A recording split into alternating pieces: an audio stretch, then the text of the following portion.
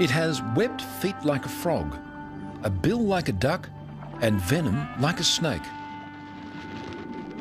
And oddest of all, it lays eggs like a bird.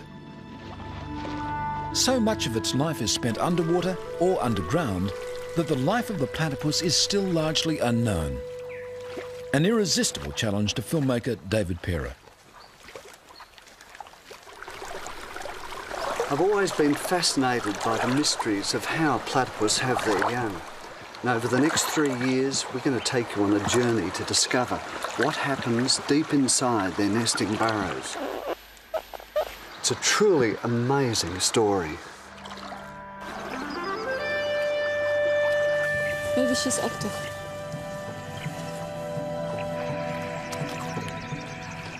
By tracking its daily life, researchers will help Parer reveal the most intimate moments in the life of what is surely the strangest animal on Earth.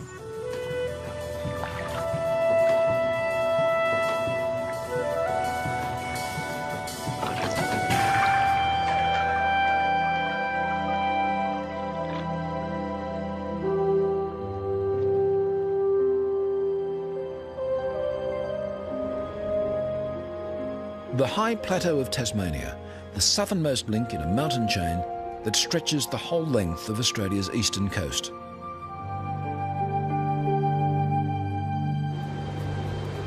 When the winter blizzards blow in from the Southern Ocean, life here gets tough.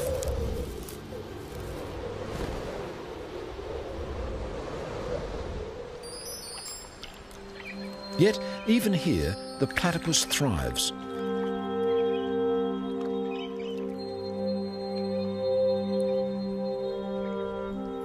Its thick fur provides near-perfect insulation as it forages for a sparse living in the frozen tarns.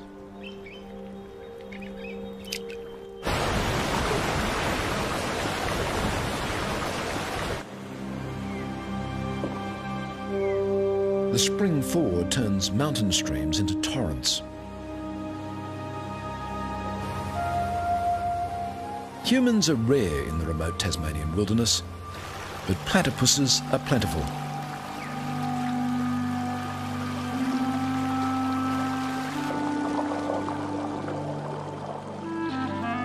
There's prey to catch with their probing bills under every rock. Shrimps and worms, and the larvae of aquatic insects.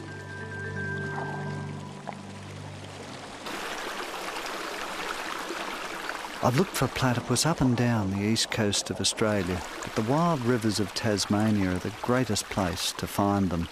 But even here, they're difficult to see. They seem to meld into the water and rocks, and then suddenly disappear. When Europeans first encountered it, the platypus seemed almost too weird to be real. The name comes from the Greek for flat-footed. Yet it was the creature's duck bill that most fascinated 19th century zoologists.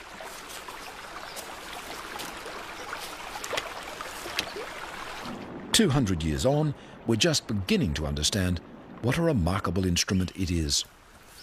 In fact, there's a lot about this secretive animal that we're only finding out now. As the early naturalists discovered, the platypus is not an easy animal to study. Its burrows may run back into the banks for 30 metres. And they soon learned to be cautious. They found that the venomous spur of an angry male caused pain and swelling that lasted for weeks. So it wasn't till the 1880s that scientists confirmed that the platypus really did lay eggs. By the early 1900s, they were learning how to keep platypuses alive in captivity. In 1944, naturalist David Flay successfully bred from a captive pair called Jack and Jill. Months ago, David Flay noticed Jill was building a nest. He knew she was building up her milk supply. He then dug down and uncovered the burrow. To his delight, he found a youngster, already well grown. But this would be the only platypus born in captivity for 50 years. And even today, little is known about how they breed in the wild. A quiet valley in northern Tasmania, in the headwaters of the South Esk River.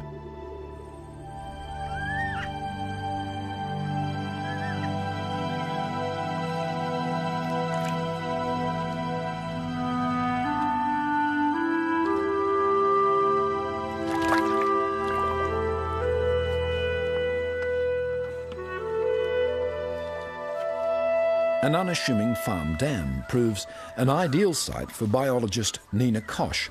She needs to trap a female platypus, the first step in an ambitious project. It's really unbelievable that these farm dams can be such a good place for platypus to live in. They seem to be enormously productive, ideal habitat for females to breed in.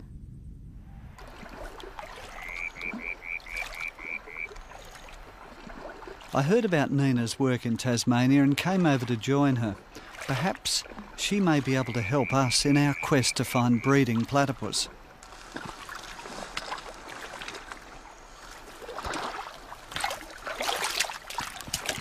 Nina has been fascinated by the platypus ever since she saw one on TV as a child.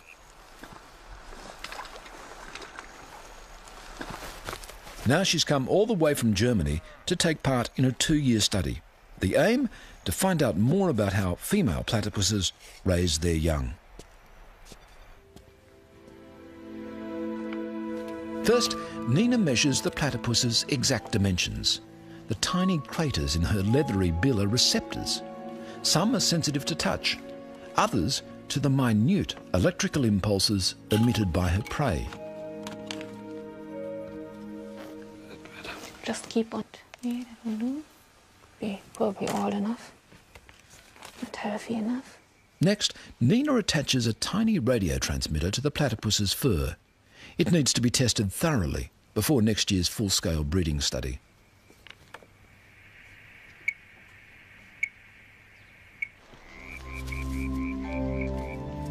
Nina decides to call the female Shy, after a platypus character in a children's book.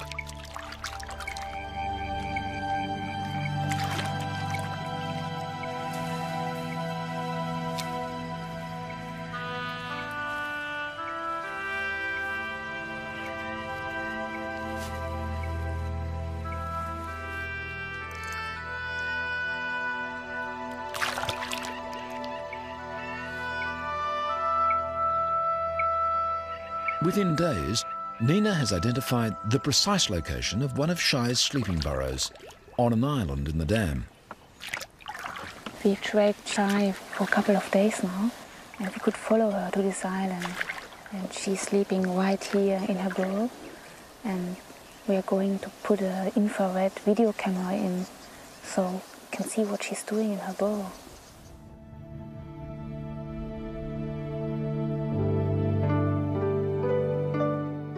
Just before dawn, Shy returns to sleep.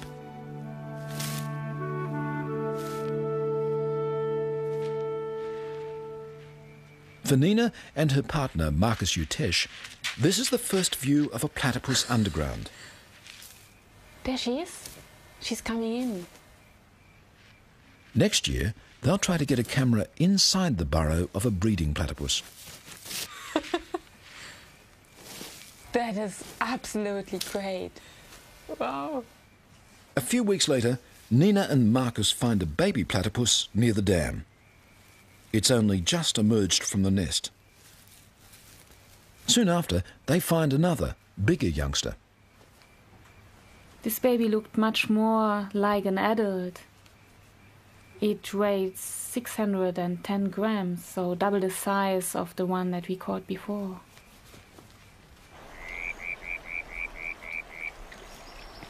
We released this baby in one of the farm dams, and then it started immediately to feed along the border of the lake.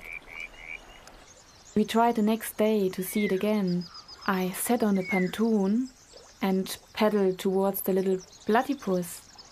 He just stopped feeding and suddenly even came closer to me. He was by far more curious than afraid. Nina is hooked. This will be an ideal location for next year's study.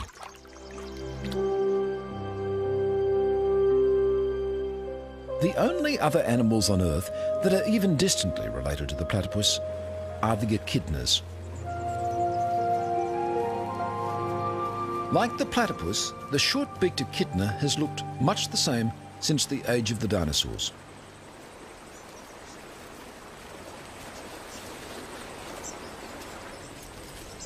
It too has evolved a highly specialised mouth, not a bill, but a beak, which can be used as a crowbar if need be, and a long sticky tongue to pull ants and termites from deep within their nests. Despite their different lifestyles, the echidna and the platypus share one crucial characteristic. They're the only surviving members of an ancient group of egg-laying mammals, the monotremes.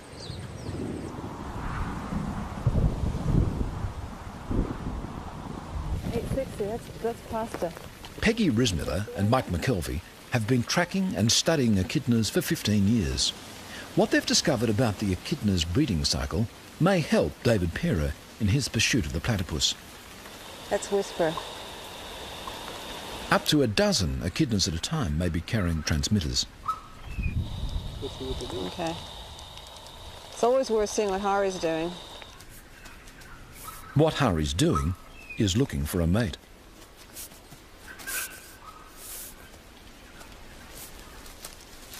Mostly, echidnas lead solitary lives, but when a female comes on heat, males will gather from far and wide.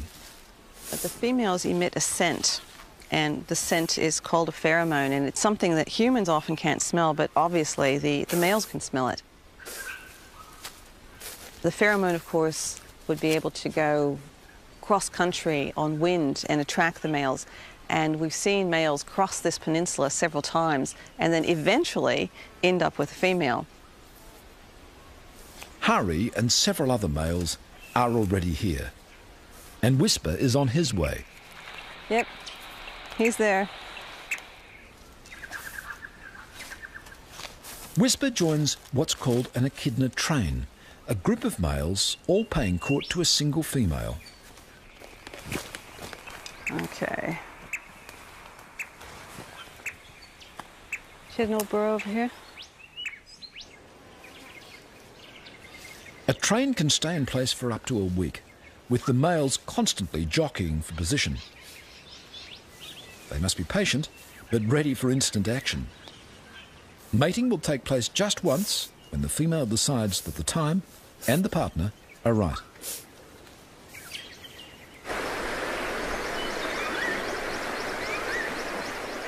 To try to capture the elusive courtship ritual of the platypus, David travels to the far north of Queensland.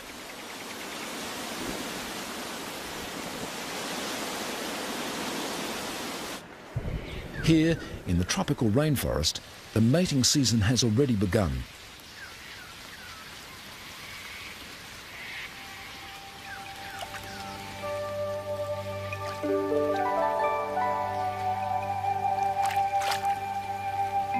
This female is feeding hard to ready herself for the rigours of motherhood.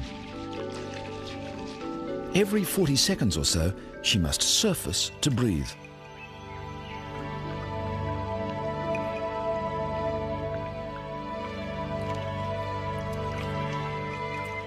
This is when she's most vulnerable. Eyes and ears are open wide, alert for danger. But as soon as she dives, she shuts them tight. Using only the sensors in her bill, she's built up a detailed mental map of her feeding ground.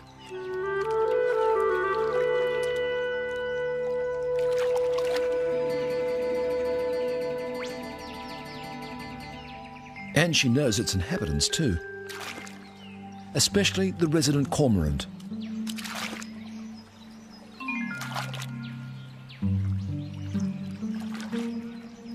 The white-faced heron minds its own business.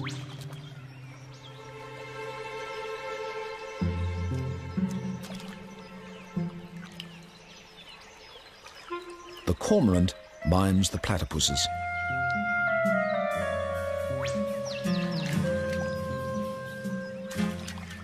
Each time the platypus dives, the cormorant follows, snapping up shrimp and small fish flushed out by the foraging platypus.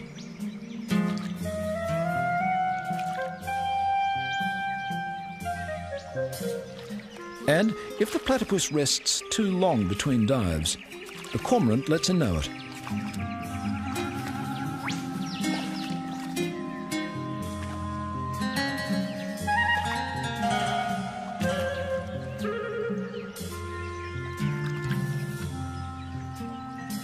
In this particular river system, almost every pool has several resident platypuses and a single cormorant ready to exploit them.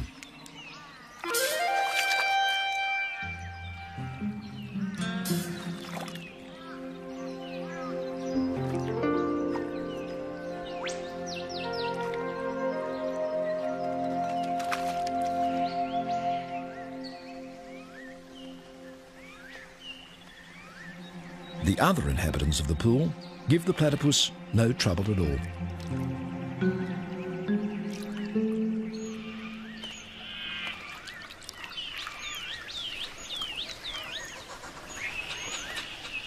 The azure kingfishers are peaceable neighbours too.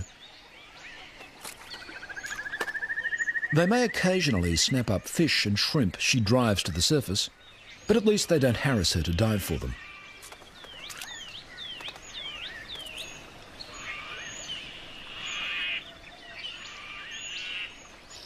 Most platypuses have a broader home range than a single pool. This muddy tributary to the main stream is a favourite feeding ground.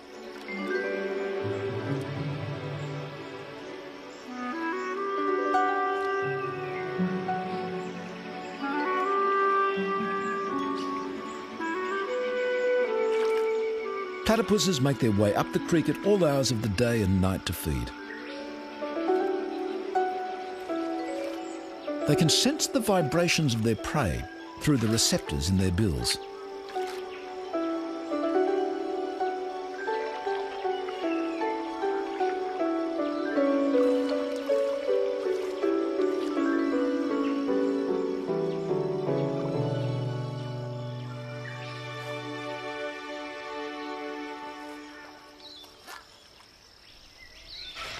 I've been here for about 3 months now and been desperately trying to find a place where the platypus are courting. I think we might be onto something here. This is firm flat. It appears to be dominated by a male, and he does his patrolling, and again it appears that there's a female who I think is just coming up to her burrow or area that she spends a lot of time at now.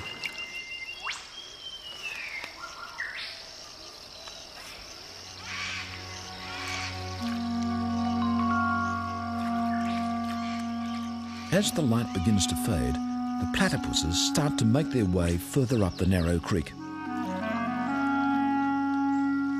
There's even better feeding where it runs through cleared farmland, but the platypuses will only venture there at night.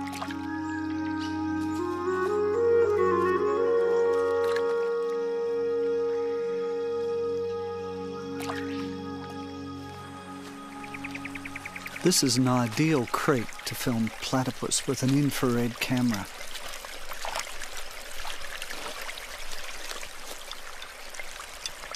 I really like using infrared cameras because you can capture behaviours at night that no one's ever seen before.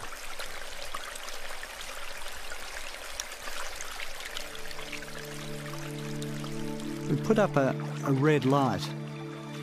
The platypus can see the red light, but they don't seem to be disturbed by it. Sitting there beside the bank of the river with the water running through my boots and the legs of the tripod in the water, as the animals slowly worked their way up towards me, they would stop and glance up and then keep on coming. They were totally unafraid.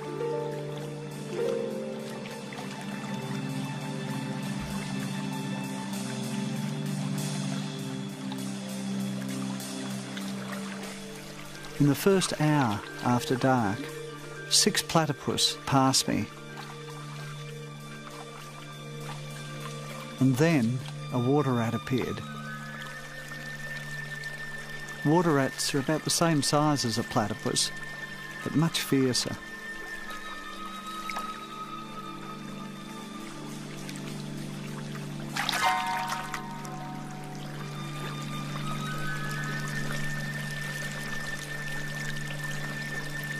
A few nights later, David Perra sets up his infrared equipment on a bridge overlooking the main river. Just below the bridge, a big male platypus has established his home range. But tonight, he has a challenger from further up the river. The resident male is grooming himself on a log, apparently unaware of the intruder.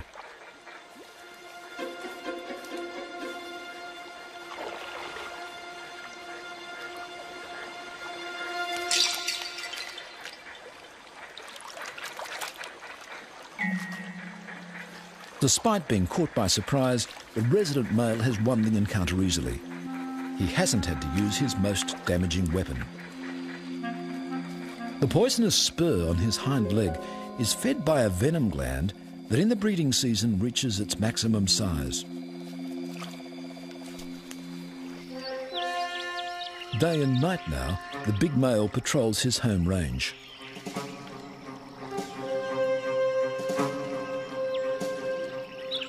He's spotted another male lurking behind a stump. Without hesitation, he steams into battle.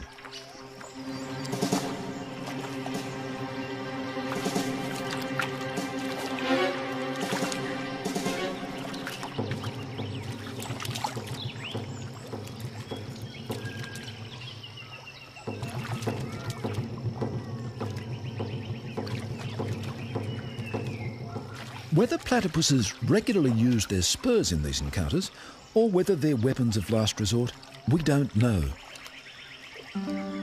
In this case, the resident male is triumphant, and a female is ready to be courted.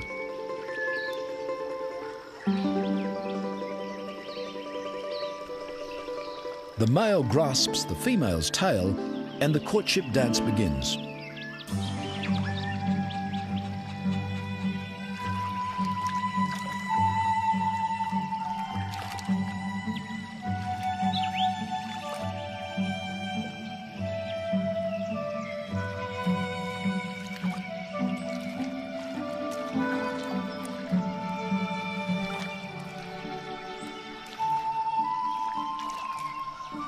The dance can continue for 20 minutes or more. Whether the female is courted and mated by many males, or just one, is something else we don't know for sure.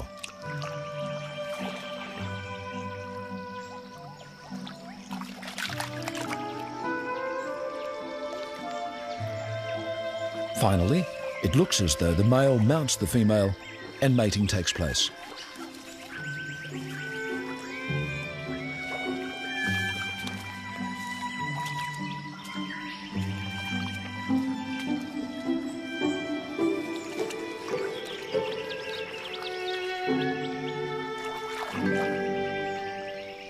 The bare patch on her tail may be a sign that she's been courted often in recent days. Now she's returning to her nesting burrow. 1 or 2 eggs, perhaps even 3, are on the way.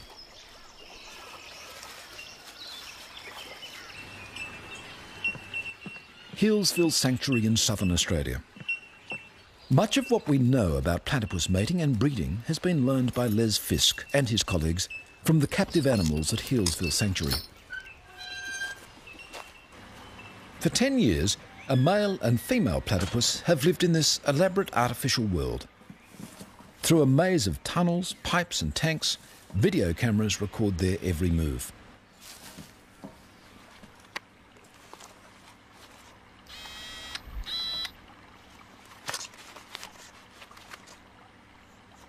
Two years ago, for the first time since David Flay's success in the 1940s, Fisk managed to breed platypuses in captivity.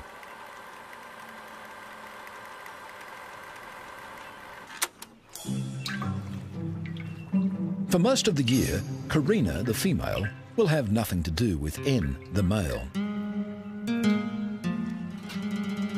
But spring is in the air at Healesville Sanctuary.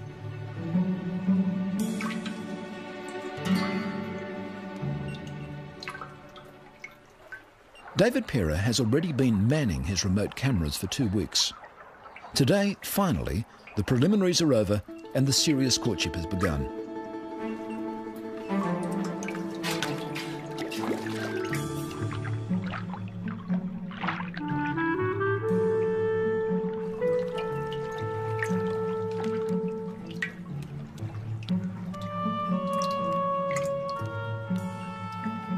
moment that she's ready to mate can be fleeting. N is determined that he's the one who'll be around when that moment comes.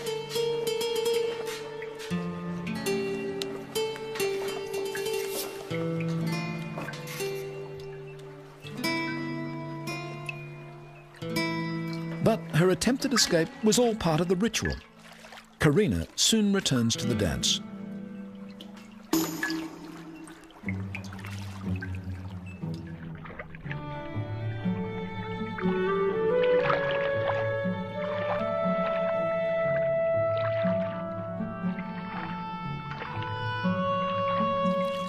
Two years ago, this couple successfully produced twins. Judging by the way the courtship is consummated, the signs are good for this season too.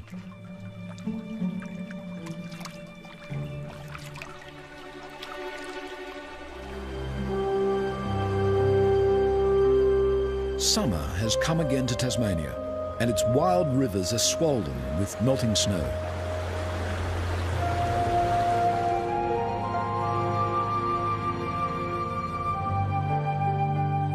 In a quiet backwater, as temperatures rise and the days lengthen, a female platypus is collecting material for her nest.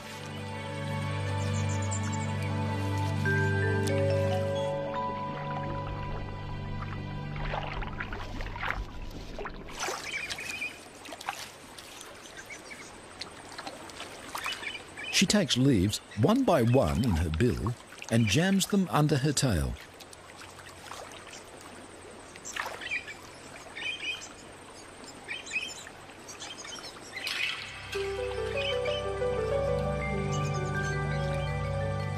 To safeguard it from flooding, she's dug the entrance to her burrow several metres up the steep bank.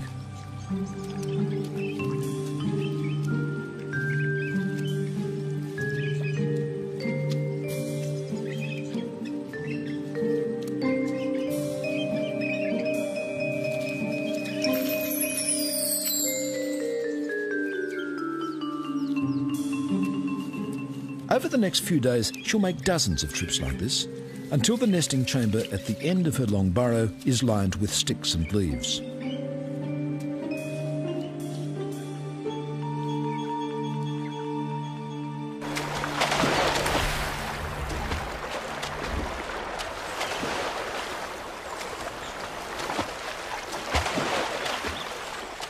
Back on the South Esk River, Nina Koch and Marcus Utesh are joined once again by David Pera for the start of a new season's work. In the early afternoon, we go down to the South Esk River and set up a series of nets. These nets were originally designed to catch eels, but they're also really good and safe for catching platypus as well. Ja, genau.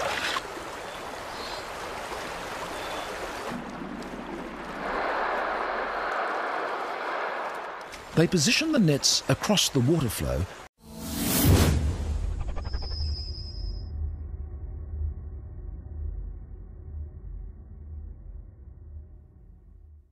to trap the nightly traffic of platypuses as they feed up and down the river.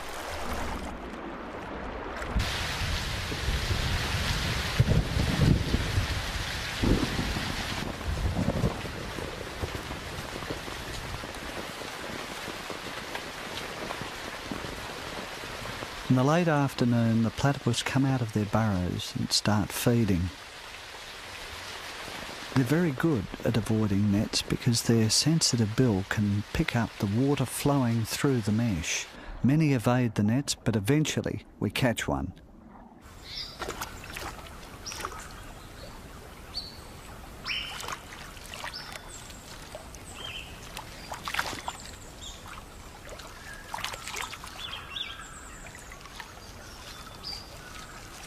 Judging by the dates that last year's youngsters emerged from their nesting burrow, Nina and Marcus have worked out that the females will be laying their eggs very soon. Now is the time to fix radio transmitters to them.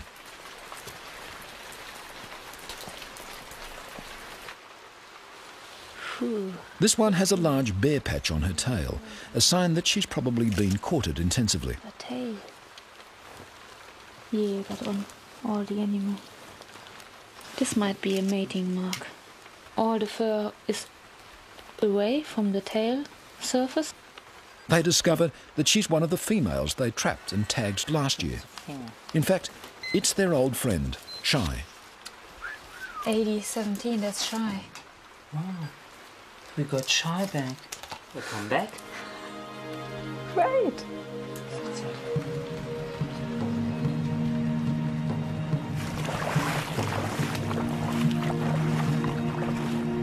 After several weeks' exhausting work setting nets up and down the river, Nina and Marcus managed to catch 7 females.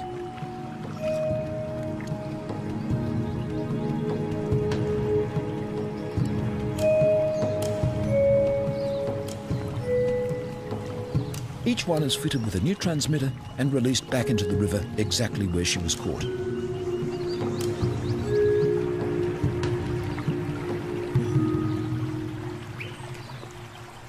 For Nina and Marcus, it's the start of another period of intense work, tracking all 7 females for hours at a time.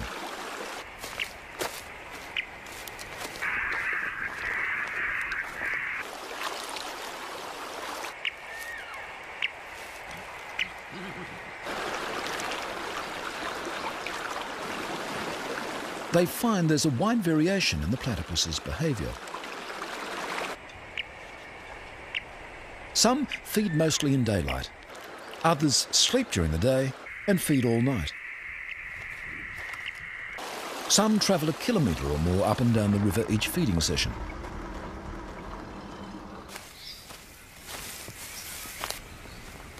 Others, including Shy, feed in one pool most of the time. Where's the strongest signal coming from? Downstream or? Nope.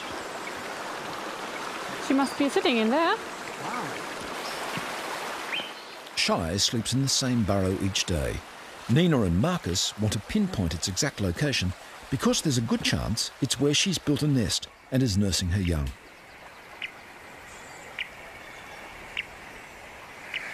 Get reception here. And it's getting weaker. Which gain do you have? 10. Gain 10, maximum gain. Gain 10 and I only have like 1. I would say it's about here. It must be around here. Not this point here. Gets weaker here. Yep. But it's exciting. Got another burrow. Yep. And we should And mark this one the looks a bit. entrance. This one looks a bit different than the others. Yeah. We should mark the entrance.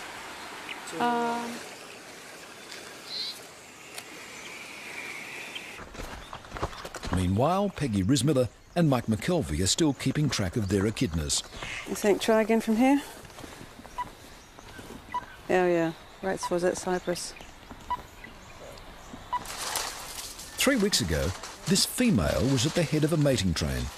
She should by now have laid an egg.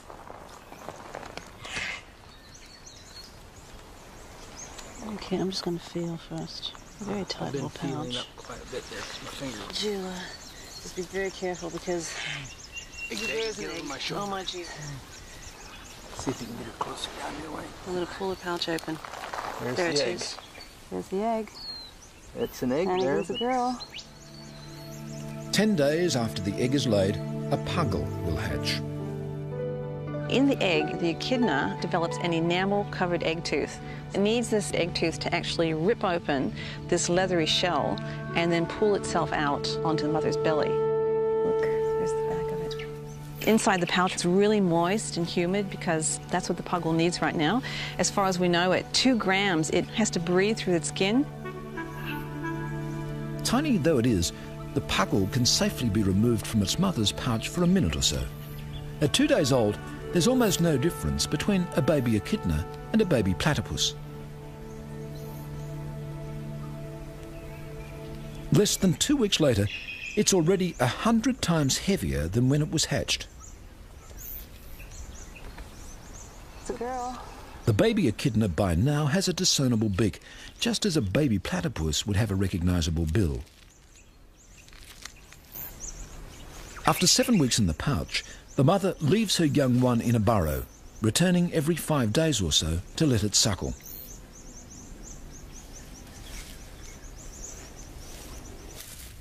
Instead of nipples, the mother has specially adapted paws, clustered in patches on her tummy.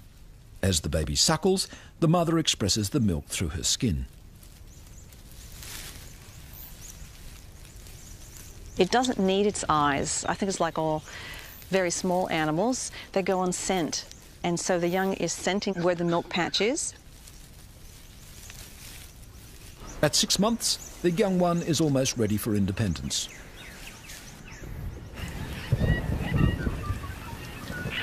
Back at the South Esk River, Marcus and Nina have decided that the time has come to try to take a look inside Shy's nesting burrow. Kann das so ein Wader sein von dir?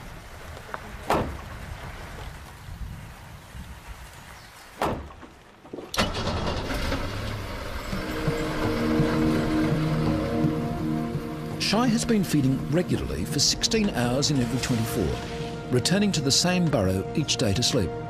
They're sure she's nursing young.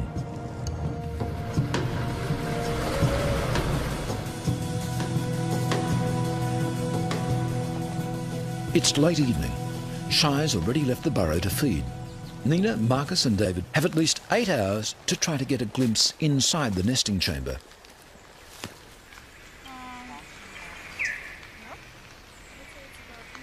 First, Marcus drills a hole carefully into the burrow roof.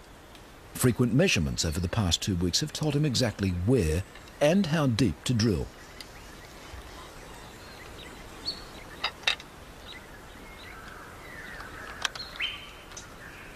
Meanwhile, David sets up and tests an endoscope with a tiny video camera mounted on its end.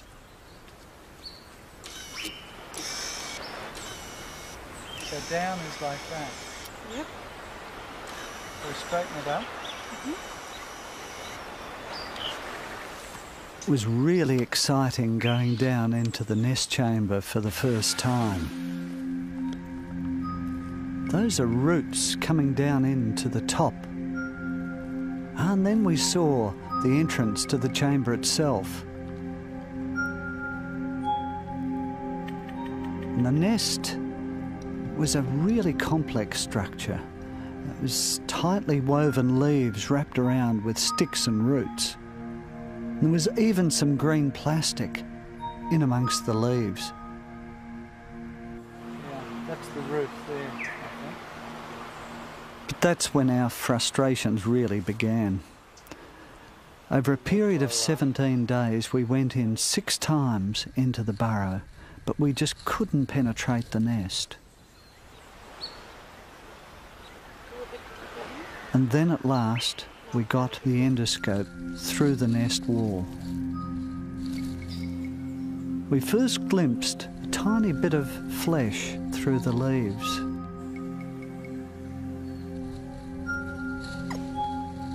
And then another period of frustration, half an hour trying to get a glimpse of the bill.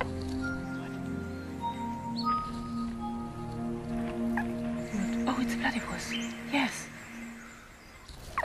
The bill looked huge through the endoscope, but it was really only a centimetre long. The front feet already had claws. And then, to our amazement, we saw there were 2 babies, not one, crammed into the tiny nest.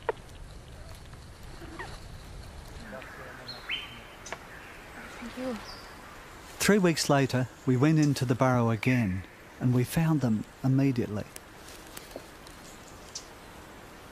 It's incredible. They'd grown enormously. Now they were covered in a thin layer of fur. There were even visitors inside the burrow. What is it? It's a tick. I think it was a tick. The ticks are only found on platypus, and already they're feeding on the blood of the young ones. Their bills are now large and very dark. We think the young are now about 6 or 7 weeks old.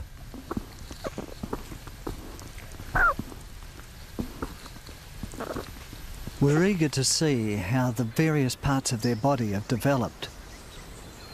Their front feet have webbing between the toes, and on their back foot is the beginnings of a spur. The smaller one is female. the larger one has a much bigger spur. It's obviously a male. We called him Bigfoot.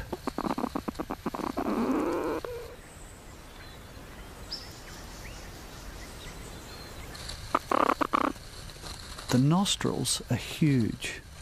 We think they're probably used to find the milk patches of the mother. And here, the smaller one is rubbing the tummy of the larger one, as if it's trying to suckle. It was a revealing 3 hours in the burrow.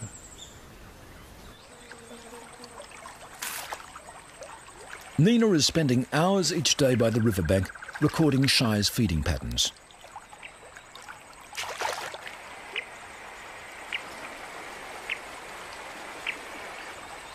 It's late summer on the South Esk, and vast numbers of insects are hatching from the river.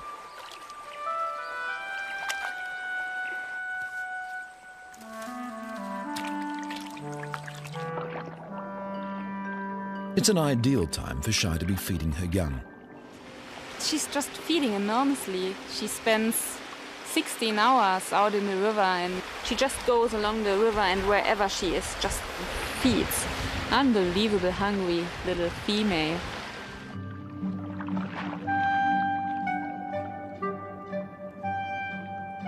A nursing platypus will consume up to half her body weight in food every 24 hours.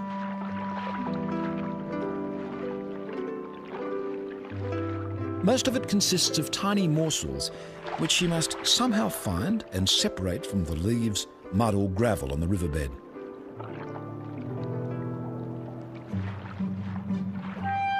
When she gets to the surface, she chews with a sideways motion of her grinding pads, separating out and swallowing the food.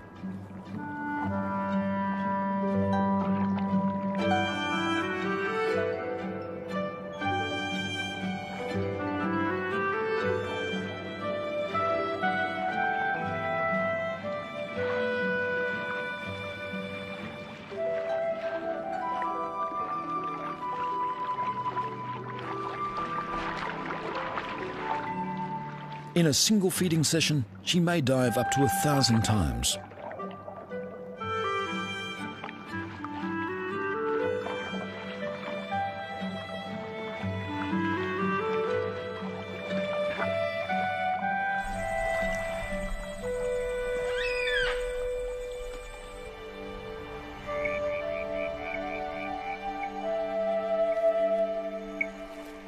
Tonight, the team plan to go into Shy's burrow once again.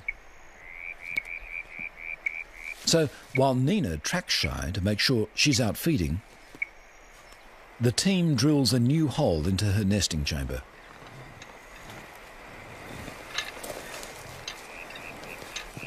This time, they're installing a tiny remote-controlled camera that will be able to film Shy feeding her young without disturbing her. Illumination comes from miniature infrared lights, which she can't see. And as well as the camera, there's a microphone to pick up sound inside the burrow. That's the big one. There, oh.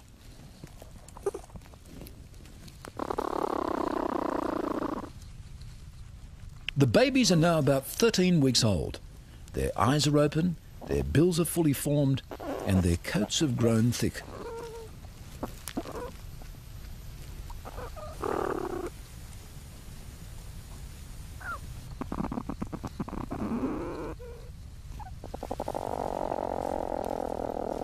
While Bigfoot plays with tree roots in the roof of the chamber, the smaller one is perhaps getting ready to take on solid food.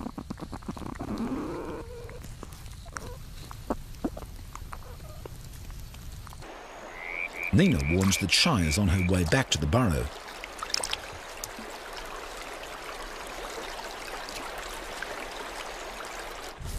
As she approaches the nesting chamber, she unblocks the earthen plugs which she set there to protect her young.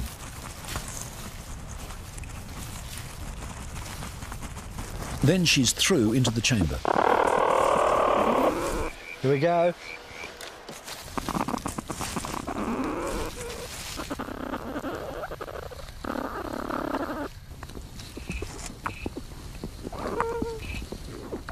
Within minutes, the eager young are greedily suckling from their mother's milk patches.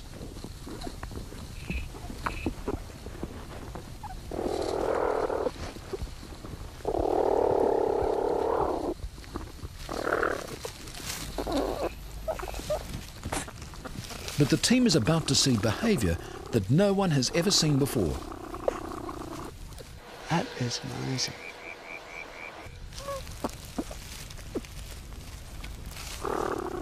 The young stopped suckling and then began to rub their mother's bill. Are they taking food from her? Perhaps getting a taste of those little animals that they themselves will be eating in the next few weeks? Or are they drinking her saliva? Maybe getting some of the bacteria that will strengthen their immune system.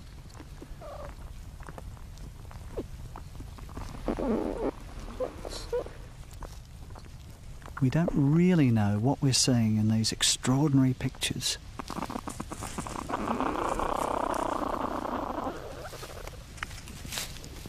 Soon, Shai has had enough. She busily rebuilds the nest around her young.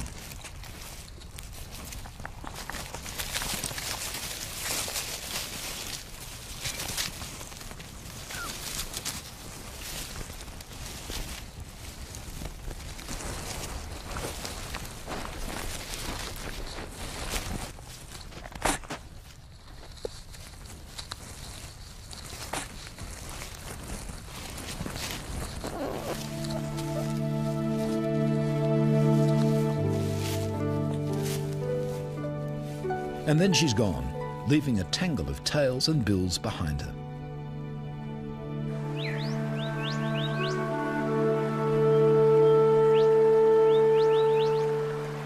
Ten days later, on watch as usual beside Shai's pool, Marcus and Nina spot one of the young platypuses in the water.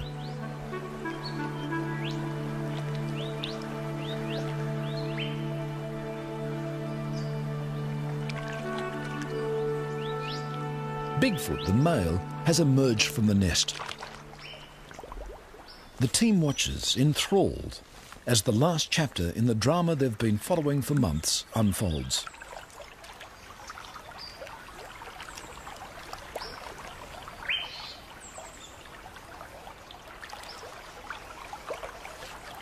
Bigfoot needs no tuition from his mother. Minutes after his emergence, he's swimming and foraging expertly along the bank.